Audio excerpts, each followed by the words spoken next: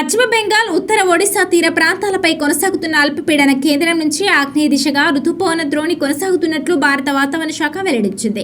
దీని ప్రభావంతో తెలంగాణలో వర్షాలు జోరందుకున్నాయి. ముఖ్యంగా ఉత్తర, తూర్పు తెలంగాణ జిల్లాలకు వాతావరణ శాఖ భారీ నుంచి అతి భారీ వర్షాల హెచ్చరికలు జారీ చేసింది. నేడు, రేపు రాష్ట్ర వ్యాప్తంగా విస్తారంగా వర్షాలు కురిసే అవకాశం ఉందని స్పష్టం చేసింది. వాతావరణ హెచ్చరికల ప్రకారం ఆదిలాబాద్, కొమరంభీం, ఆసిఫాబాద్, నిజామాబాద్, నిర్మల్, మంచిర్యాల, జగిత్యాల, పెద్దపల్లి, జయశంకర్ భూపాలపల్లి, ములుగు, భద్రాద్రి కొత్తగూడెం, మహబూబాబాద్ జిల్లాలో నేడు మధ్యాహ్నం నుంచి రాత్రి వరకు భారీ నుంచి అతి భారీ వర్షాలు కురిసే అవకాశం ఉంది. ఈ మేరకు ఆయా జిల్లాలకు వాతావరణ శాఖ ఎల్లో అలర్ట్ జారీ చేసింది.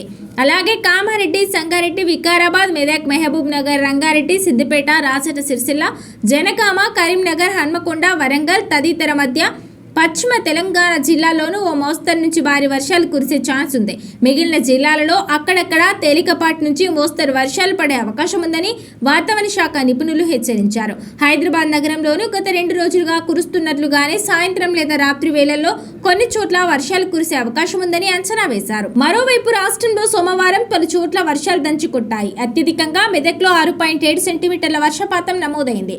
శంకరంపేటలో 5.7, పాపన్నపేటలో 5.6, చేగుంటలో 4.8, భద్రాద్రి కొత్తగూడెం జిల్లా జూలూరుపాడులో 4.7, కామారెడ్డి జిల్లా గాంధారిలో 4.5, సంగారెడ్డి జిల్లా మొగ్దంపల్లిలో 4.5, జగిత్యాల జిల్లా బీర్పూర్ మండలం కోల్వాయిలో 3.8 సెంటీమీటర్ల చొప్పున వర్షం కురిసింది.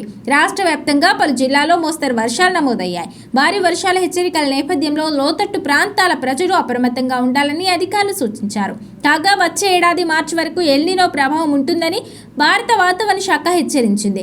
దానికి తోడు ఉష్ణోగ్రతలు క్రమంగా పెరుగుతాయని చెప్పారు. ఎల్నినో ప్రభావంతో ప్రస్తుతం దేశంలో సరిగ్గా వర్షాలు కురవడం లేదు. రానున్న రోజుల్లోనూ ఇదే పరిస్థితి కొనసాగుతుందని, తాగునీటి కష్టాలు కూడా వచ్చే ఛాన్స్ ఉందని వాతావరణ శాఖ నిపుణులు హెచ్చరిస్తున్నారు.